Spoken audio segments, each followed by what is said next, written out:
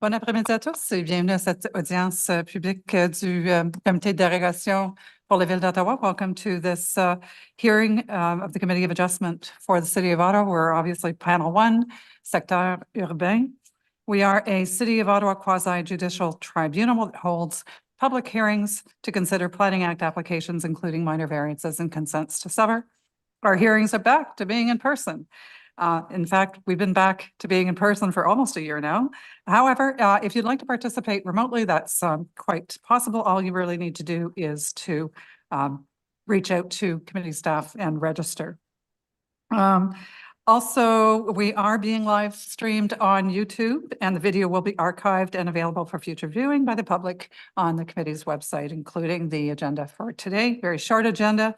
My name is Anne Tabdi, and I will be chairing today's hearings. With me in person today. We have Member Recueilli, Member Clicken, and we have online Member Blatherwick. So in terms of the procedure, the hearings will unfold essentially as follows. So you did see a very short agenda at the beginning of the hearing. We have 2 items for adjournment, and then we're going to move on to the 3 remaining items that we have. So not necessarily in the order that that you saw it listed.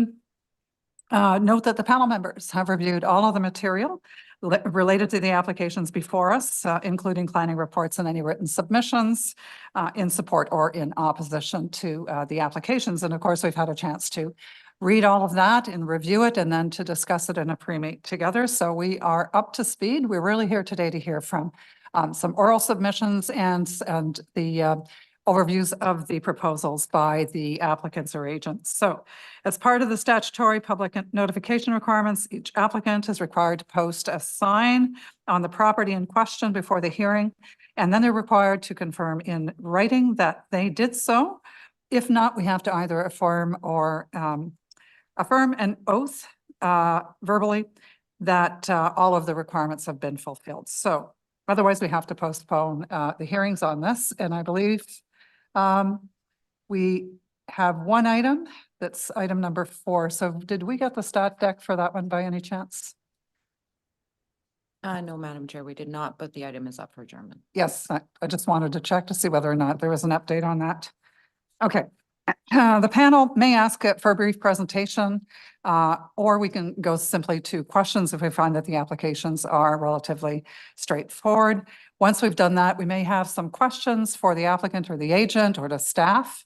Once we complete all of that, we go to the members of the public, starting with a speakers list that I have, and then we open it up to anyone who may have an interest in the application, either for or against.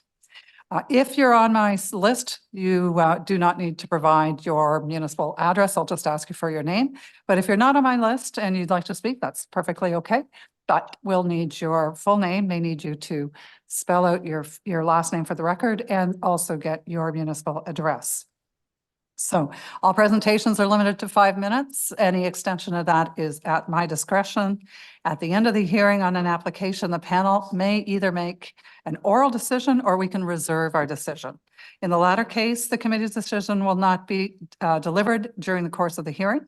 However, in both cases and within 10 days, the Committee of Adjustment will send an official written decision and reasons to all the parties, participants, and anyone who has requested a copy of the decision. And just be assured that if we do reserve on an application, we do not leave this room essentially until a decision is made. So it's not like it's held over to Friday. So, okay, so with that, got a couple of items of business. Any declarations of conflict of interest for any of the agenda items today on our panel or on either of panel 2 or 3 yesterday? No. All right, seeing no declarations of conflict of interest, we do have 2 sets of minutes to confirm. So let's start with February 7th. So any opposition to confirmation of those minutes? Not seeing any. So the minutes of February 7th are confirmed. February 21st, any opposition? We can confirm? No. Yes, all right. So for the record, the minutes of February 21st are confirmed. All right, that takes us to our adjournment requests. We have 2.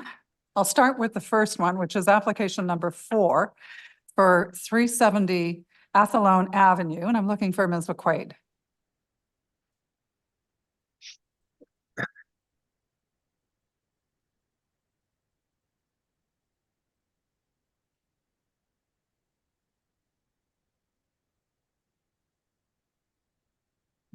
Do we have Ms. McQuaid?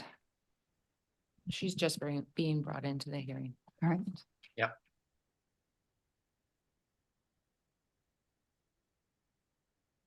Hello, good afternoon. Good afternoon, Ms. McQuaid. All right, so you're aware that the application is up for adjournment? I am aware. I've spoken to the planner on file. The request for the adjournment is in relation to this application also requires site plan control. The city wants to move a little bit further along in this sort of comment and response process before we bring it back. We're requesting that it be brought back for April 17th. All right, thank you. Questions for Ms. McQuaid on the adjournment? All right. Okay, so anyone in the audience or online have any comments either for or against the adjournment to April 17th? Okay, not seeing any. With that, then, members of the panel, all those in favor? All right, so for the record, it's unanimous. Your application is adjourned to April 17th. Thank you, Ms. Thank McQuaid. Okay.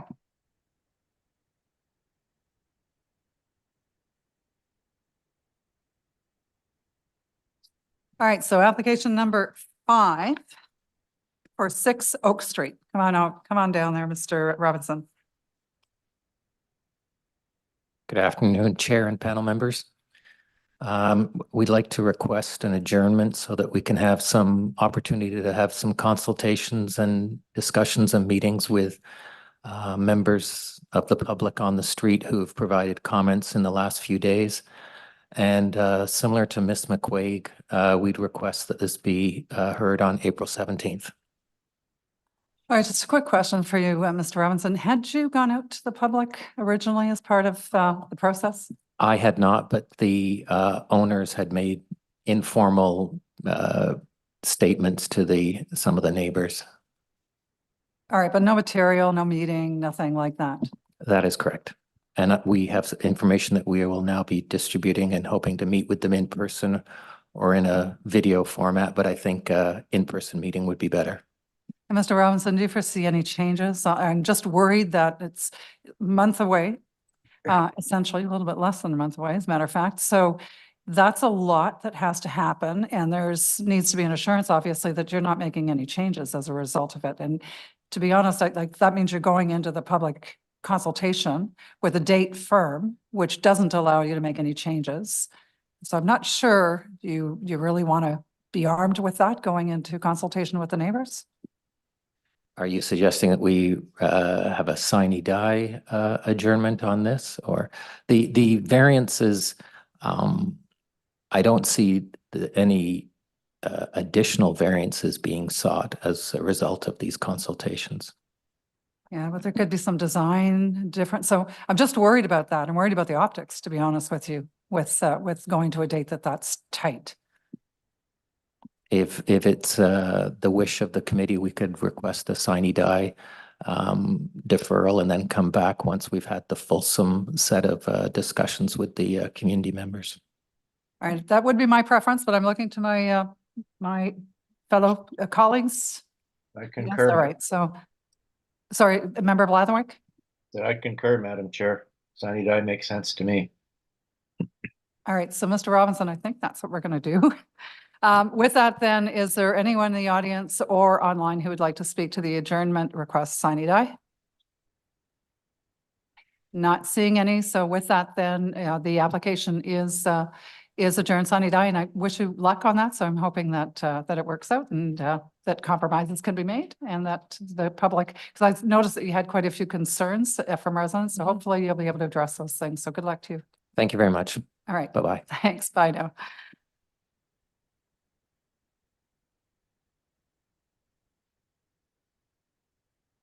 All right, I think we're going to go to number 3, which is for 81 Spadina, looking for Mr. Bisson.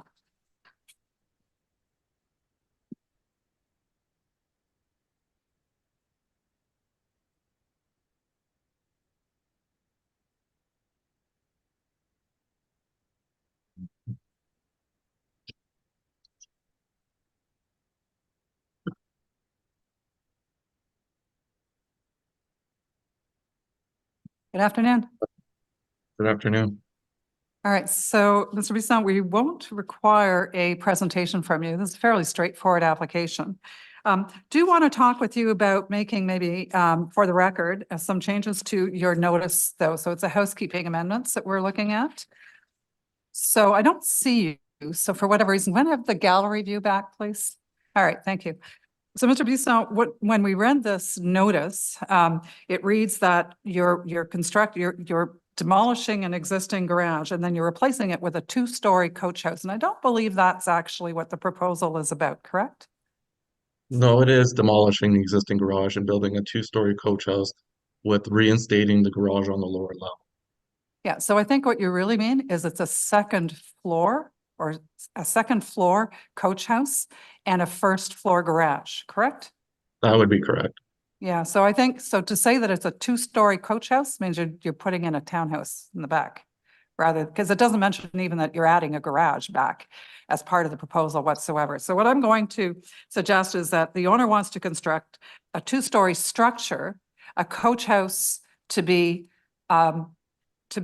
constructed on the second floor and a garage to be reinstated on the first floor. Does that work for you? Yes, it does.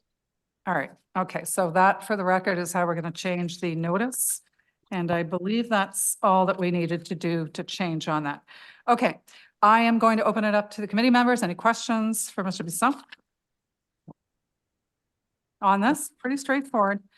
All right, so looking at my speakers list, I don't have anybody on file. Is there anyone in the audience or online who would like to address this application for minor variance at 81 Spadina Avenue?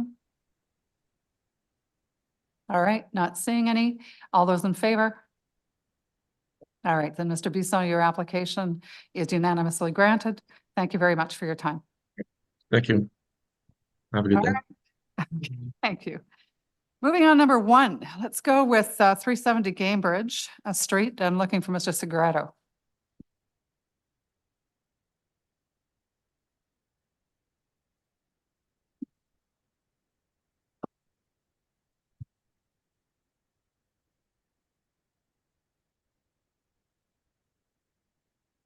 Good afternoon, Madam Chair and committee members.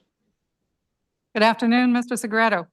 All right, again, no presentation required from you today on this. Just one quick question right off the top, and then I'll open it to my colleagues. Can you tell me where you're at with the site planning process? Once I get this minor variance through, I think I'm okay. I'm like 97%. All right, okay, thank you. With that then, members of the panel, anyone with questions for Mr. Segreto? Yes, member Lekeye, go ahead, please. Yes, through you, Madam Chair, I was looking at the picture on page 6 and it looked like 3 spots were very tight. Can you confirm the width of the parking spaces and clarify whether the walkway that is towards the right would be blocked? Towards the right would be blocked. On the picture, it looked very tight and I didn't have any measurements. Hold on a second. Wait.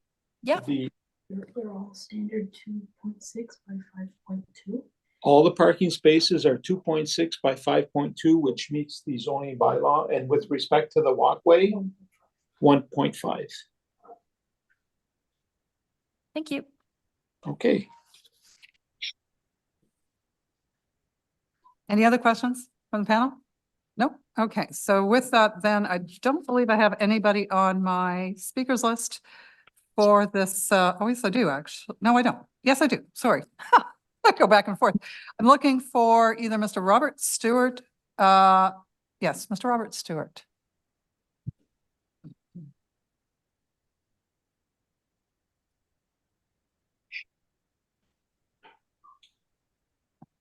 Mr. Stewart does not appear to be online either, Madam Chair. All right, with that then, because I have a phone number, so I don't know whether he's supposed to be.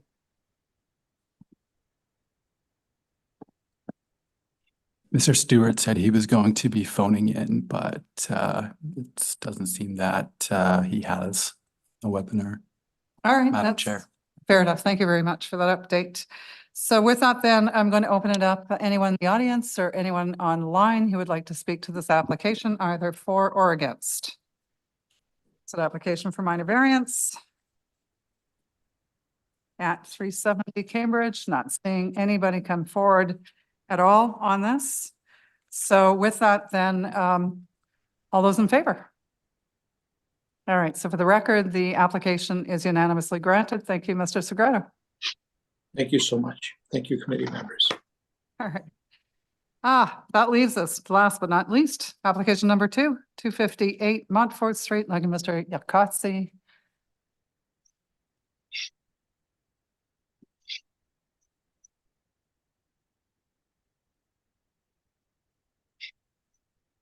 Good afternoon, Madam Chair and panel. Good afternoon. So we're not going to ask for presentation from you, Mr. Yakotsi. I think we're going to open it up to questions. There is maybe there is one thing that you might be able to speak to just very quickly. We're aware that there's some opposition to the application in relation to some parking issues and possibly stormwater management, if I recall. Do you want to just speak to those issues before we go to questions? Sure, Madam Chair, thank you. With regards to parking, the site location is actually fairly close and quite a walkable neighborhood in Vanier. And I think in my presentation and in my planning rationale, I indicated the access to both biking facilities, transit facilities along Montreal Road, which aren't very far away, about 2 blocks. So our expectation is that even though the client is putting in 3-bedroom units and 2-bedroom units, which is sort of a larger bedroom count than we usually get with these kinds of projects. The expectation is that the clients will be they'll be aware that they don't have any parking spaces, and certainly they will have to deal with that aspect.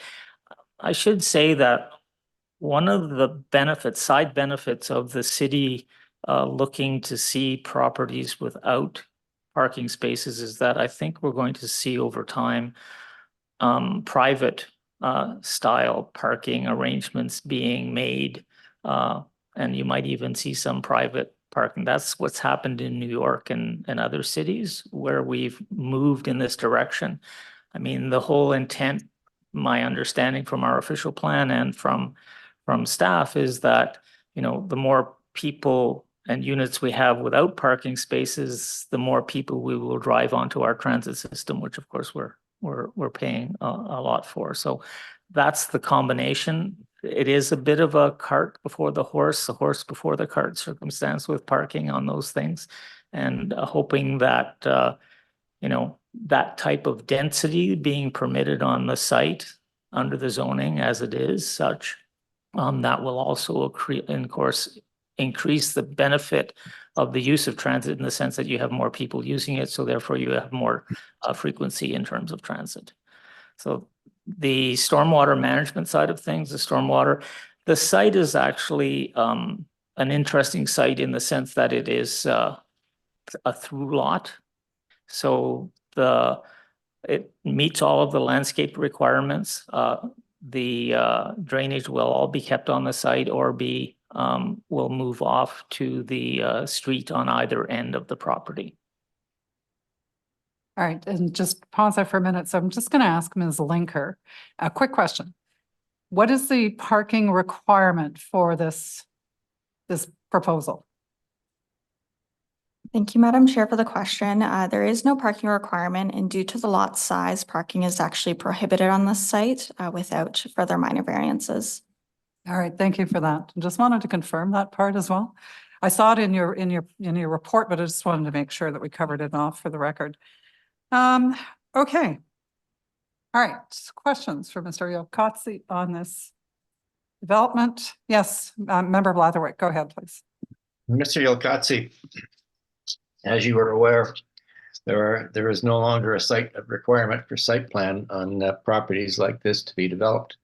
I'm curious exactly what kind of a site servicing study is your client going to be required to undertake in advance of building permit approval?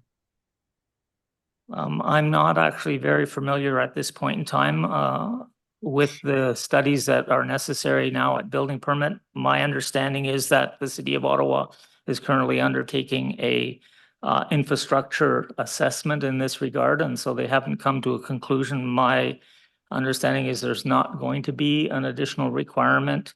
I think that had there been a concern on the part of the City of Ottawa, we would have seen that in the staff report in terms of sewer and water servicing on that property. Any follow-on questions, Member Blather? Well, I've been dealing with site servicing issues for an awfully long time. And quite frankly, just saying that there's a sewer out front and a water line out front doesn't tell me that there's adequate reserve capacity in the water line or in the potable water supply or sanitary sewer. Thanks for that, Mr. Gilcotzi. That's all, Madam Chair. All right, thank you. Any other questions from panel members on this? All right, if not, then I do have some members of the public who are registered to speak on this, and I'm going to start with Ms. Denise Lacroix.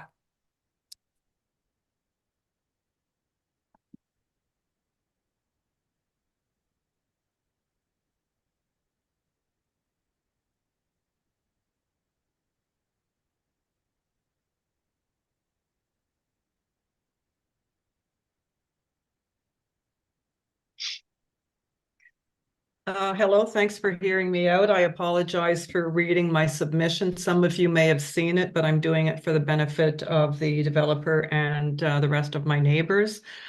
So I will try to keep it as short as possible. So what propelled me in not being complacent and taking time out of my life to express my disrespect for this project was learning that one of the lone trees on city property on the Montfort block from Marier to Park in front of the proposed apartment building at 258 Montfort Street is set to be taken down to make way for machinery used to build what does not belong in our quaint neighborhood. Any green space at the back will be removed to make room for this absurdly unfitting building. In this day and age, I find that very disturbing. I'm here today to share my opposition to the magnitude of this project and more particularly to the minor variance that is being proposed by Mr. Christoph Duskolski. Being a mental health worker, I understand the housing first model and the need to intensify, but the housing problem will not be solved by bulldozing and building a big square box in order to house a few people who have the means to pay exorbitant rents and provide the city with good building permit monies and property taxes. What Ottawa needs is affordable housing. I'm not fooling myself in thinking that my opposition or my neighbors will necessarily change the outcome of this process. Money usually talks louder than simple, wholesome values. But I must share my strong opposition to a 3-story building that is absolutely not in line with the actual neighborhood feel of this Vanya landscape. Nowhere in the documentation for 258 Montfort Street have I seen the developers provide a 3-dimensional image of this project and what it looks like in the context of this neighborhood. Why is that? Another pressing question I have is where are the occupants of this 20-bedroom proposed building to park their vehicles? I see no accommodation for them in the building plans. For such a big project, I find that totally unacceptable. How many vehicles will these tenants own? 20, 30? Parking is limited on Montfort Street. There are presently 5 cars parked in the driveway of the single detached house rental dwelling at 254 Montfort, and most of them in serious need of muffler repairs, may I add. Montfort is not a thoroughway that can accommodate the amount of parking demand in this proposal, especially during the winter. All of these people parking on the street would be a serious safety concern as there are OC Transpo and school buses coming up and down this narrow corridor. There are already very few spaces as is to accommodate the visitors of people who own their homes. And what about the streetscape? I care about the quaintness of my neighborhood. That's why I moved here. It's quiet here because most people own their homes and have pride of ownership. It is natural that we would find a creepy element in the proposed thin walkway between Montfort and Athlone that apartment dwellers would use to access the front door. How will the many pedestrians traveling this street feel about that little alley? And what about the noise? A 3-story building 10 feet taller than the next door neighbors, taking up a whole block and butted up so close to the houses next to it. How's that going to be for the existing residents? What kind of echo will there be? How much racket will they have to put up with? I personally don't consider 12 meters versus 9.42 meters a minor variance. I understand how this is terrifying for the neighbors on each side of this proposed building when thinking about the effect this could have on their foundations. I actually don't see much about this proposal as it is fitting in properly into this neighborhood. I'm asking that this project be revisited with my and my neighbors' concerns in mind. Thank you.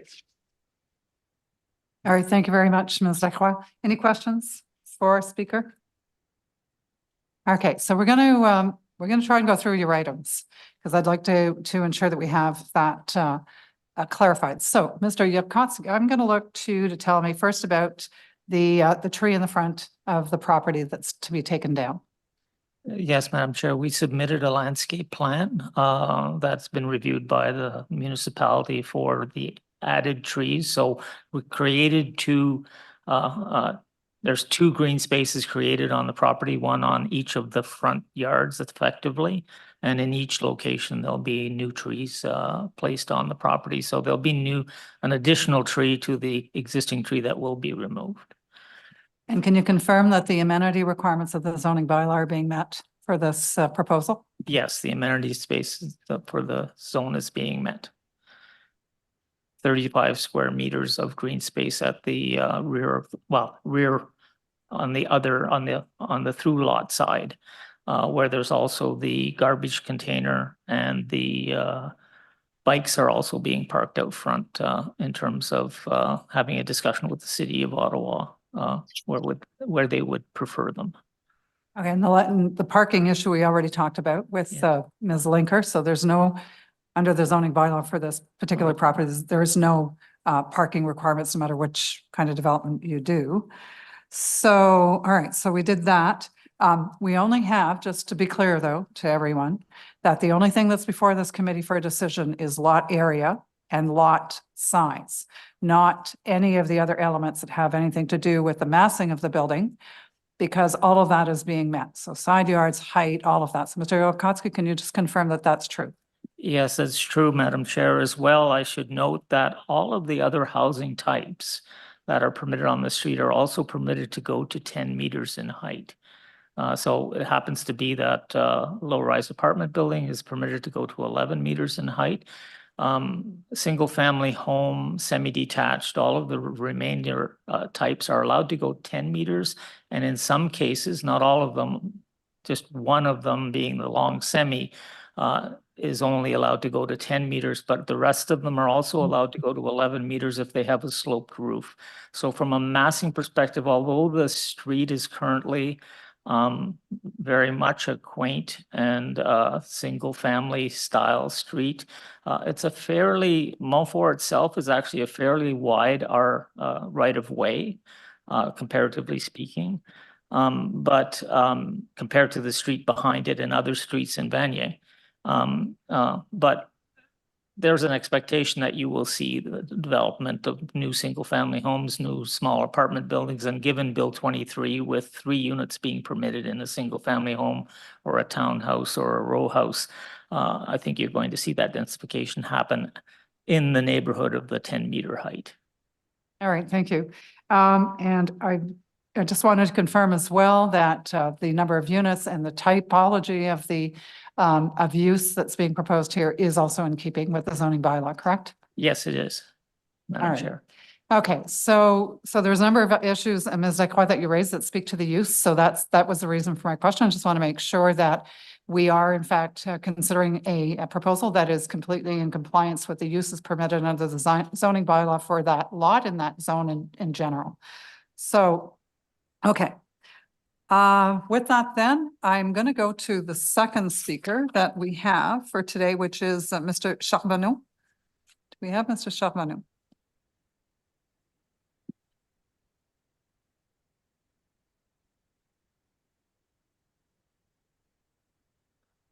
I've practiced this a few times and I've come in around 5, sometimes 6 minutes. So I'm hoping you're going to give me a tiny bit of leeway if I'm struggling at the 5-minute mark. Okay, do you have a presentation or do you have I do. something? It's all prepared yet.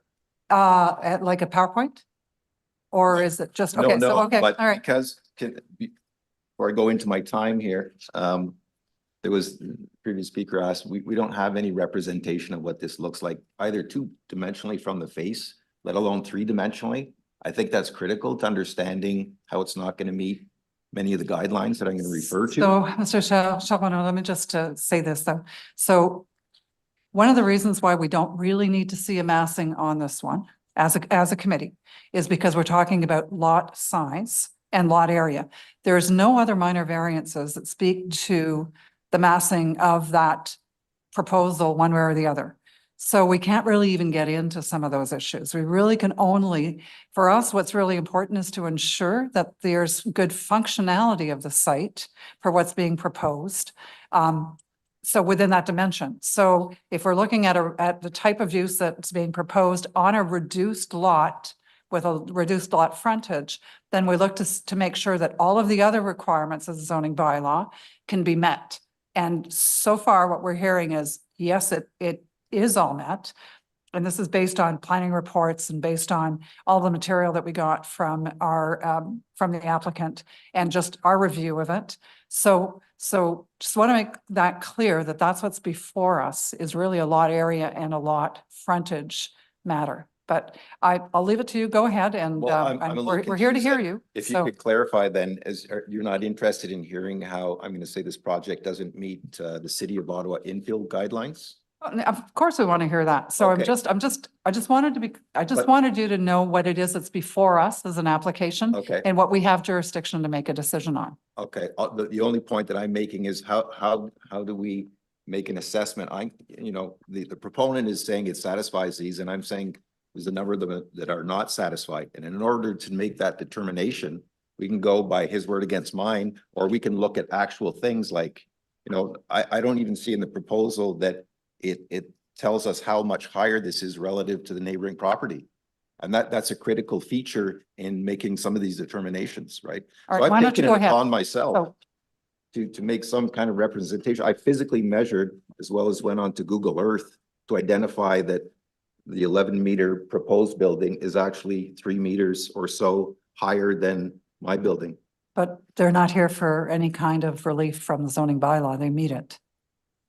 Not from zoning bylaw, but from the overall proposal. If it's failing to meet a number of the guidelines, that's what I'm speaking to. All right, so please go ahead. So how about we just hear your presentation? Okay. Sounds like you're well prepared, so we don't want to take away from that, so go I ahead. realize this is late in the day, just I'll try and make this really quick too. If this could not count for my 5 minutes, if you don't mind. I'm doing this on my own. I don't have the means for representation. I spent most of my time just doing my point form here, but as far as stuff like this goes, part of the reason why it's late in the day is the signage that was put up was actually laying on the ground for most of the time that it was up. It was actually Denise who told me, oh, I lifted it up the other day. So I'm not looking for a lot of leeway, but I was hopeful that I've got copies of this that I can give each of you. It's going to have the 6 guidelines that aren't met, as well as some crude representations of the height differences. But if you don't want it, I'm going to speak it all anyway. I figured I didn't have time to submit them yesterday, so I made them last night, and I thought maybe I'll bring them in if you want to refer to it or So I'm going to ask during or after. I'm going to ask the Deputy Secretary Treasurer or the Coordinator if they wouldn't mind just maybe passing us those so we can Yeah. look at them while you're speaking. Perfect. I've got 3 sets. 1, 2. What's going on here? Why is there not a third? The third one. And you don't have them electronically by any chance, do you?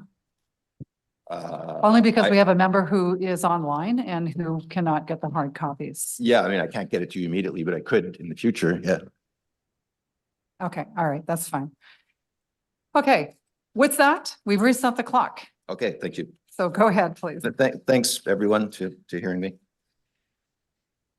So what I'm arguing here is that if we had the application for a sixplex, which would be allowed to be 10 meters high, we would be short of the required width, which is 10 meters. It's at 9.4, 9.5. That's about a 5% shortage. I would deem that to be a minor variance. But that's not what we're asking for. We're asking for an 8. That's a layer up in intensity. So now it requires 12 meters to allow for an 8, which is going to be 11 meters high. It fails to meet the 12 meter by 20%, 9.5 out of 12, 20%. It's, in my mind, that's not only is it a layer above and it didn't meet the lower layer, but it falls short of that significantly. So I'm not deeming that to be minor in my viewpoint. I'm going to refer briefly to sort of the areas of concern. So we have areas of concern that are privacy, the streetscape, the parking, the neighborhood character. All of these arise from a number of things. The two main things being the density. So we've got a density of 8 units with 20 bedrooms. We also have a scaling height of 11 meters, which is significantly higher than anything in the neighborhood. It's 10 meters higher than the adjacent property, which is my property. We have two aggravating factors that I think are critical to understand come into play here. So my property on the shared property line is the dwelling is right on the property line.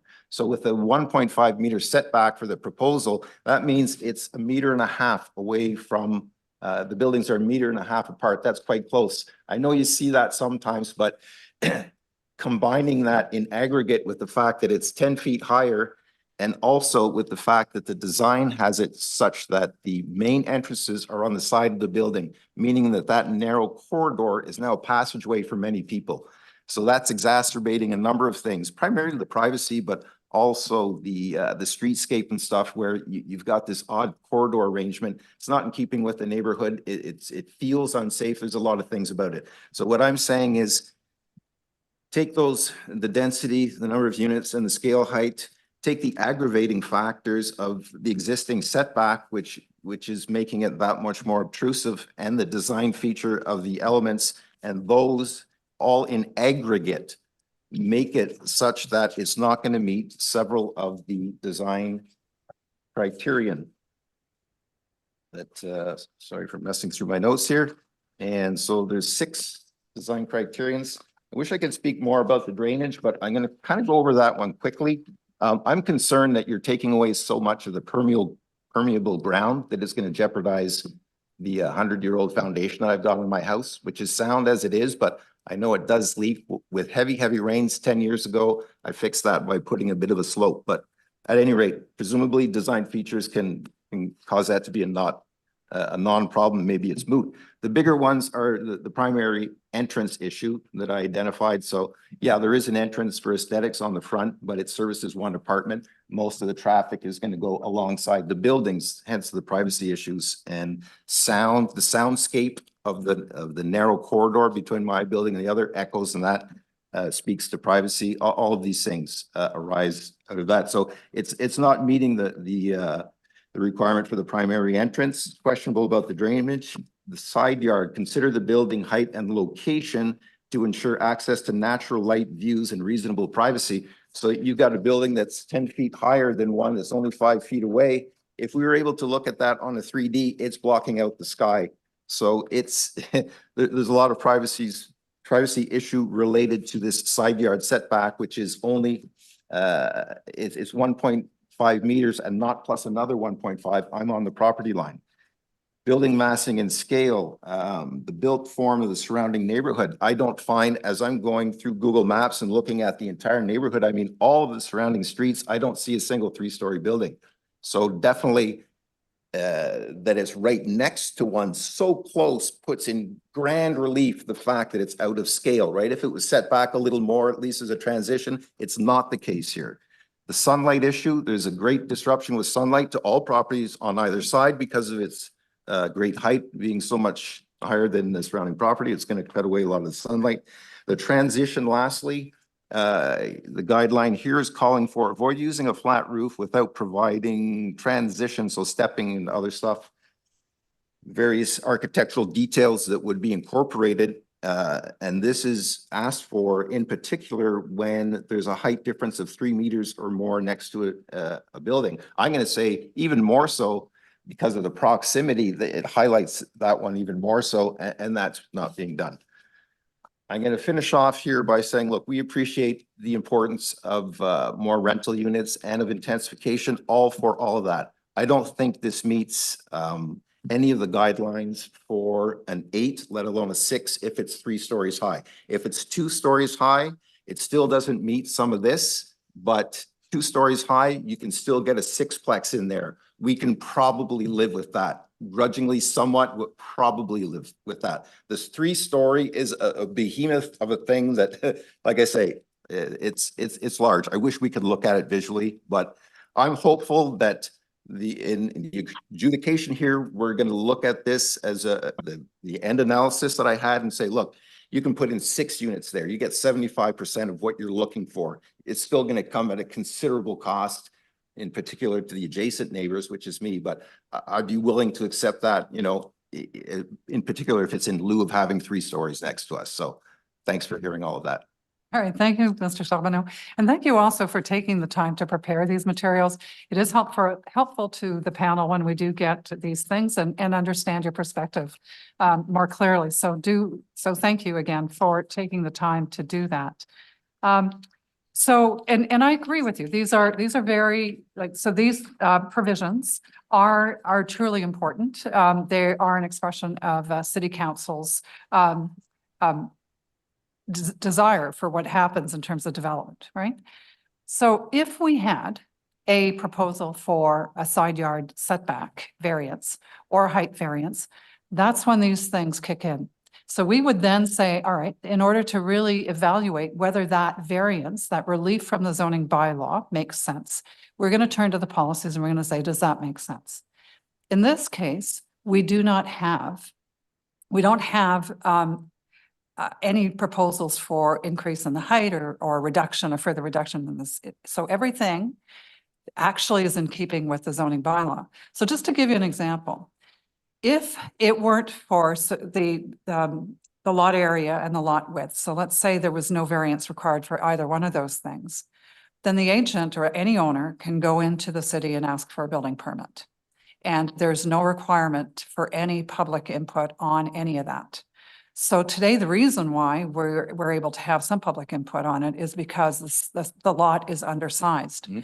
So the test for that, to see whether or not it's desirable, is to say, given that there's no other requirements, none of these policies we can look at in order to make a determination, the thing we need to fall back on is the functionality of the site. So does the site... I'm sorry, you lost me. I don't understand the reasoning here. We're deciding on whether or not the proposal is going to meet some of these guidelines by virtue of the fact that it doesn't meet the zoning requirements. So that's why we're going to look at the guidelines. Am I wrong in that? I don't understand. Yeah, so to be very clear, yep. The proposal meets every single one of the zoning bylaw requirements. So for the purposes of interpreting that, there's no relief required from any of that. No height, no side yard, no amenity, no parking, none of that needs to be addressed here today because it's not relief that's being required from the zoning bylaw. So essentially it's deemed to be in keeping with the provisions of the official plan because it's in the zoning bylaw and the zoning bylaw has to be in keeping and aligned with the zoning bylaw. When we get proposals here that speak to massing issues, that require increased height or reduced lot, like I said, then those things allow us to go back to those provisions that you were able to bring forward to us. We don't have that ability here today. We can't rely back on these provisions because there is no zoning bylaw relief required beyond the lot area and the lot size. So that's sort of where we are with that. So not to say that they're not valid concerns, and I'm really hoping that there's a chat with Mr. Yelkotzy and that there's an ability to ensure that there's, some understanding about how that site is going to function and how he can alleviate some of your concerns with regards to that. But there's nothing we can do about the parking. There's nothing we can do about the height. Will you give me a minute here, 30 seconds to a minute? All right, I'm going to give you another 2 minutes. Here you go. Here's my understanding. It doesn't meet the zoning requirement. So given that it doesn't meet the zoning requirement, we're looking at the proposal and we're gonna look at how it meets or fails to meet the zoning requirement. But we're also gonna see if it meets the standard test of the guidelines. I don't understand how that's not being considered here in this decision. Okay, so I'm not going to repeat myself. But I understand why there's a bit of a disconnect with it. The committee can only deal with what's before it, which is lot area and lot size. So we can't deal with some of these other issues. Because they're deemed to they do comply with the zoning bylaw and they're deemed to be and they are in. Repeat yourself. I just want to say that, sorry, now I'm losing my train of thought due to the pressure here, but, Take your time. If you're trying to arrive at a decision as to whether or not we grant the variance, to me, some of the things that you're going to consider are going to be whatever regulations we're citing, whether it meets form and function or stuff like that. But we're also going to consider the guidelines in order to make a determination if we grant the variance. If we had requests for minor variances that touched on those guidelines, yes. We do not today. Well, I disagree, respectfully, I disagree. I think if you grant a variance which allows a building to be to the scale that it is, as a much taller building than everything else, and it's going to impact all of the things that I enumerated, there's 6 guidelines that it maybe fails to meet substantially. To me, that would inform the decision and say, it seems unreasonable to grant a variance to allow for this scale, because if we do, we're going to fail to meet all of these these guideline requirements. I don't understand the fault in my reasoning here. Like it seems critical to do that. Okay, so I think it's a longer discussion than what we're having now in order to provide you with that clarity. And I'm not sure what the best way, like I'm either looking at Mr. Yelkotzy or Ms. Linker, who maybe you can be in contact with and they can explain to you those issues. Would that be all right? Because I'm telling you, this is what we have before us. I'm So happy. I mean, I'll just repeat that, we think that, that 10 meters for a sixplex doesn't, it's unreasonable to grant that. And to try and bypass that and jump up to the next level, to have a 20% lack of the width required and to grant that is now super unreasonable. So anyway, that's my position. And all right, thank you, Mr. I don't know where it's to be heard. I don't understand this process, right? It's all green to me. I'm a roofer. I'm not a litigator. I'm not a lawyer. I'm not a political. No, kind of you know guy, what? so I'm glad though. I mean, you came today and you. To be honest, now I'm kind of stressed out. It seems like I thought this was a very well reasoned thing. I thought I was respecting, trying to talk about the guidelines and not just, personal reactions and stuff. As some people are wont to do. I'm specifically addressing the city's guidelines and saying, look, you're not satisfying these guidelines, so therefore it seems unreasonable to grant the request for this size of variance. It's unreasonable to actually call it minor when it's 20%, and particularly if it allows for this. Okay, so don't go away. Is it a member Lecaillie, is it a question for our speaker? Well, in relation to the speaker, but it's a question for Mr. Yelkowski. All right, go ahead.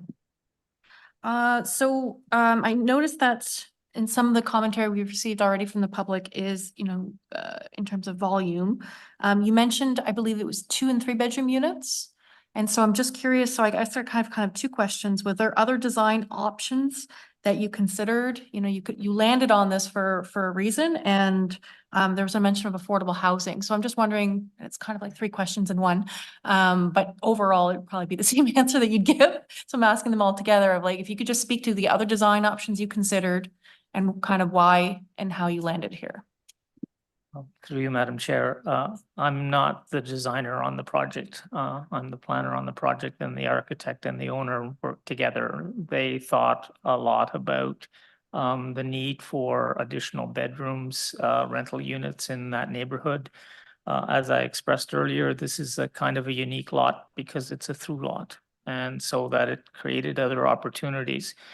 I think some of the benefits to the other options that this property or this design has as it relates to that is the fact that it, as a low-rise apartment building of 8 units, that has a required side yard of 1.5 meters on both sides.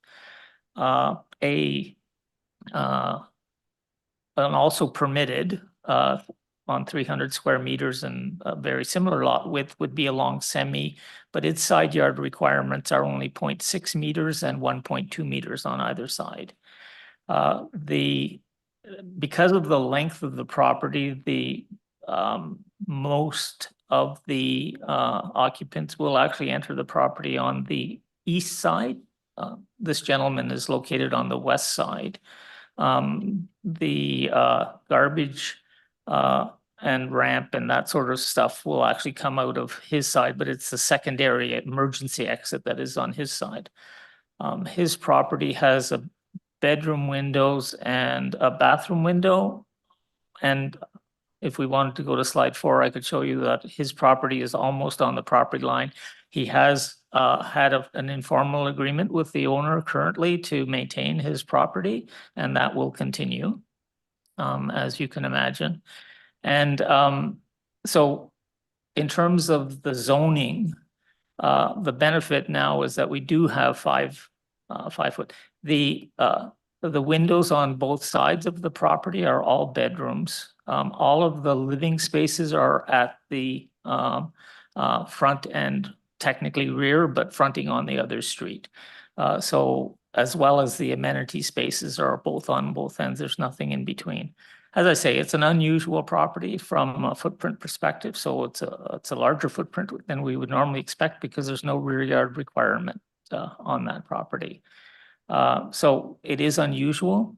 The lot pattern in this neighborhood is these 10-meter wide lots, roughly. That's the lot pattern. And so the facade of the front of the building will actually take up a smaller, in terms of being in keeping with the facades of the widths of the homes on the street, is quite similar. And the architect has actually taken quite an effort, I would say, in articulating the front facade of the building in such a way that is more in keeping with the character of that neighborhood when you look at the elevation. So that's, I think that's the way when I received the project, looked at it and said, yes, that's something in my background, being also architectural and planning, that I would think is reasonable. I've had a number of 2 conversations with the neighbor, and I'm happy to have further ones. We've also spoken about fences and gates potentially, especially on his side, so that would sort of reduce the through traffic that might decide to use the lane. So all of a sudden we've created these 2 passageways between buildings. It's very old European in some ways, but so probably trying to restrict that to the east side of the property would make a lot of sense.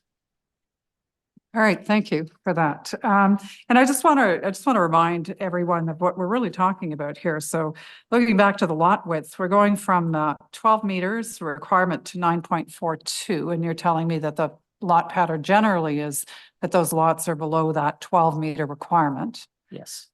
Okay. Ms. Linker, can you confirm that for us? And the only other thing I want to mention just before we go too far is, you know, the reduced lot area, the requirement is 600 or 360 square meters. And we're talking about going to 358.9. So were it not for like a 1 square meter plus, we wouldn't even be looking at a minor variance for that. All right. Okay. Ms. Linker, can you just confirm to me the typology, I guess, of the lot widths on that street front?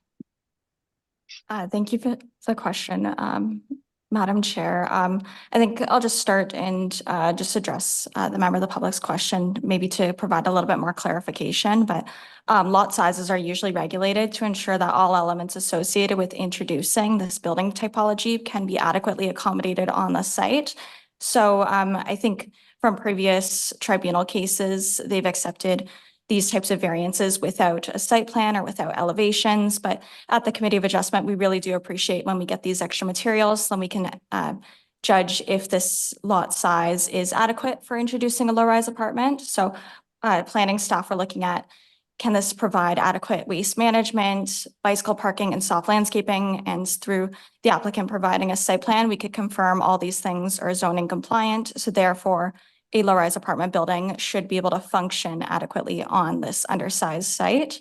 And through staff's review, we thought that the lot size was generally in keeping with the planned and existing lot fabric and had no concerns about the reductions. And sorry, did that last part answer your question? Yep, thank you very much for that, actually, Ms. Linker. That was very useful. Okay, so with that then, I think we've answered Mr. Chapinot's items that he raised. So I'm going to just, I don't have anybody else on my speakers list, but I'm sorry, Mr. Chapinot, we're going on to whoever next would like to speak to this application. Anybody in person here today or online would like to speak either for or against the application? All right, don't see anybody. So Mr. Yalkatsi, I'm going to give you a chance to just give a quick Could I butt in summation. for a second, Madam Chair? Oh, sorry, Mr. or Member Blatherwick, apologies. I'm just up here remote to your left. Okay, Mr. Charbonneau, I understand your frustration. Given that what you're looking at to have put into your neighborhood, but you continue to reference the infill guidelines. And the problem we have in the city of Ottawa, in my perspective, is that they are guidelines, they are not policy. So you have this kind of a situation. Back in the old city of Ottawa's 1991 official plan, we had basically an infill chapter in that, an urban design chapter, which dealt with issues like this. That's gone. It's been gone since amalgamation, and quite frankly, it needs to come back. So, like I said, I understand your level of frustration with guidelines and policy, but policy is the only thing that has weight legally, and guidelines are guidelines, and quite frankly, lots of the times they're simply words on paper. But we have to, as a committee, we have to look at the intent and purpose of the official plan, and whether or not the zoning bylaw amendments coincide with the intent and purpose of the official plan. And that's what we have to do today. Thank you, Madam Chair. All right, thank you, Member Blatherwick, and my apologies if if you had your hand up for a while and I wasn't noticing it. Oh, that's okay. All right, thanks. Okay, so back over to you, Mr. Yalkatsi, then just for a 2-minute wrap up, please. Thank you, Madam Chair. Just to summarize, the lot, again, in terms of lot width, is similar to the lot fabric in the neighborhood. And as well, the lot area is just nominally below the requirement. And just to say that in addition, the actual massing of the property, even though that's not being in consideration, has some benefit in terms of it being a low-rise apartment building versus some of the other housing types that are printed there. And therefore, I would say that it meets the 4 tests in terms of being a variance that is minor and does not create an undue impact on the neighborhood as it stands. And it meets the other 3 aspects of the provincial and official plan requirements. The site plan that we've provided, of course, shows that all of the services can be adequately provided for this property. And it is 3-bedroom units and 2-bedroom units and not bachelors and 1 bedrooms. No, unfortunately, not yet. We're going to get there.